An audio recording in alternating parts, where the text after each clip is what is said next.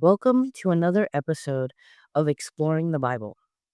We've seen it all, beginning with absolute nothingness to the earth filled with life itself. We have watched how God spoke the heavens and the earth into existence, and how he took a formless, empty darkness, how he took the formless, empty darkness that was the earth's outer shell on day one and made it beautiful, teeming with every kind of creature, both big and small.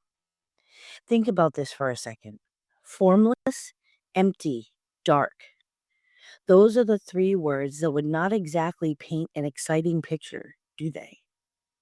But God, he looked at the formless, empty darkness and had a plan. He saw what it could become.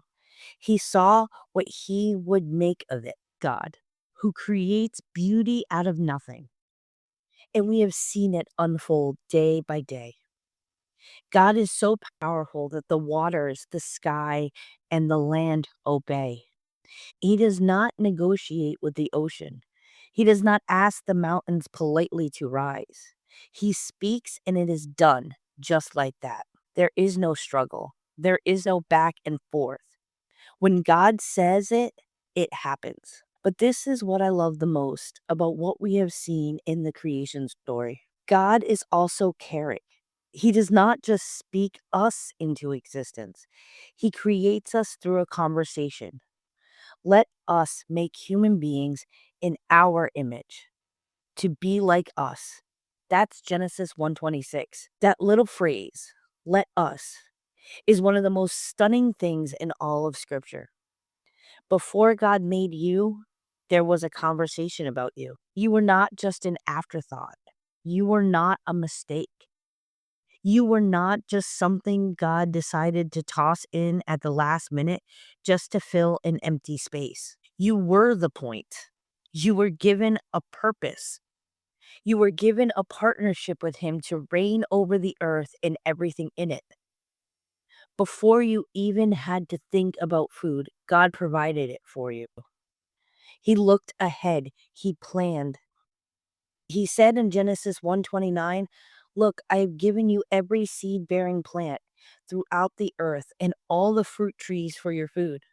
Before you were even hungry, before you even thought about it, God had already handled it. That is the kind of God we are exploring together. So what happens next in the story of creation? What is left for us to explore? We have had 6 incredible days. The light, the sky, the land and sea, the sun, the moon, and the stars, sea creatures and birds and land animals, and finally, humanity. It's been extraordinary. If you were writing a movie, this would be the part where the credits would roll and the epic music would play. Everything is in its place. The set is built. The characters are on stage. So, what could possibly come next? The answer? Rest. Yes, the very things our body not only needs, but requires. But here is something interesting. Genesis does not mention us resting, it mentions God resting. I started to wonder, does God need to sleep? Does he need a break? Does he need a vacation? No, absolutely not. God does not get tired. Elijah 40:28 tells us that clearly. He never grows weak or weary. So then why? Why does the text say that God rested? God is teaching us something, a lesson that we should not overlook for ourselves. Genesis 2:1-4 says, "So the creation of the heavens and earth and everything in them was complete. And on the seventh day, God finished his work of creation. So he rested from all his work. And God blessed the seventh day and declared it holy, because it was the day when he rested from all the work of creation." This is the account of the creation of the heavens and earth. I want to slow down here because I don't want us to rush past what just happened. There are a few things in these 4 verses that I think we need to sit with.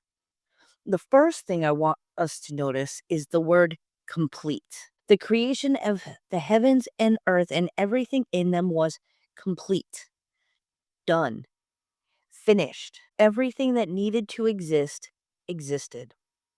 Everything God intended to make was made. Nothing was missed. Nothing was left half done. Not a single thing was incomplete. I bring this up because I think many of us live with this nagging feeling that something is always missing, that we are not quite done yet. We are not quite there yet. That we are always one more thing away from everything being done. One more achievement, one more relationship, one more accomplishment, one more dollar, one more approval. But in Genesis 2:1 is showing us that when God says something is done, it's done. It's complete. It's perfectly lacking nothing. If we remember at the end of each day in creation, God looked at what he had made and called it good. But at the very end, after he had made humanity, he looked at everything and said it was very good. Not just good, but very good. More than good, completely and totally and absolutely good. Before we can even get to the word rest, I want us to hold on to the word complete because I think that that word is going to mean something to us today. The second thing I want us to look at is what God did on the seventh day. He rested. Now, in the original Hebrew word, it's Shabbat, is where we get the word Sabbath. Shabbat does not mean sleep or inactivity. It carries the idea of stopping, of ceasing, of intentionally pausing. God did not collapse from exhaustion. He intentionally stopped. He chose to rest. This is a difference. One is being forced to stop because you have nothing left, and the other is choosing to stop because the work is done and the moment deserves to be honored. And that's what God does when he rests. He blesses the seventh day. He declares it holy, not the rivers, even though he made them, not the animals, even though he made them too, not even the stars. The seventh day, a day, a unit in time. God takes a stretch of hours and he sets it apart. He makes it sacred. He calls it holy. And this is remarkable because God did not just rest, he modeled resting as something worth honoring, something worth protecting, and something that matters. Why does this matter to you and me? I think this is one of those things we say we believe, but rarely act on. God gave us the light of the day. God gave us a job to reign over the whole earth. All of this is true. But he also provided us with food before we even asked. And now, before we have even begun the story of Adam and Eve, before we step into the garden, before any of the drama of Genesis unfolds, God is already showing us that rest is not an afterthought. It is not a reward you earn after working yourself into the ground. Rest is a provision. Rest is a gift.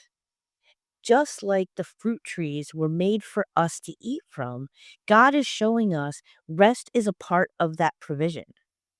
Think about it for a moment. When God made the fruit trees, he did not make them because he needs to eat. He made them because we need to eat. When God models rest, he does not need to rest. He models it for us because we need to rest. This is a God who thinks ahead. This is a God who looks at his creation and looks at you and me and says, I know what they're going to need. Not just food, not just water, not just a purpose.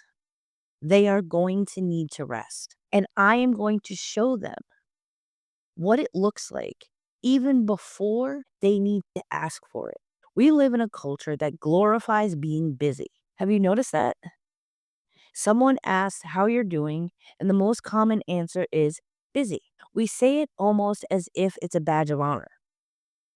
Being constantly occupied, constantly scheduled, and constantly on the move is somehow evidence that we are important, that we matter, that we are doing something with our lives. But I want to gently push back on that today. Not because working hard is bad, it's not. The Bible says a lot about the value of honest, diligent work. Proverbs 14:23 says, "All hard work brings a profit, but mere talk leads only to poverty." Work does matter. Effort does matter. What you do with the days God gives you matters. But there is a difference between working hard and refusing to stop. There is a difference between being productive and being addicted to busyness. What Genesis 2:1-4 is telling us is that even God, the most productive being in history of existence, the one who created everything we can see and everything we cannot, stopped. He paused. He rested. If God builds rest into the rhythm of creation, what does that tell us about what he expects from us? It tells us that rest is not laziness.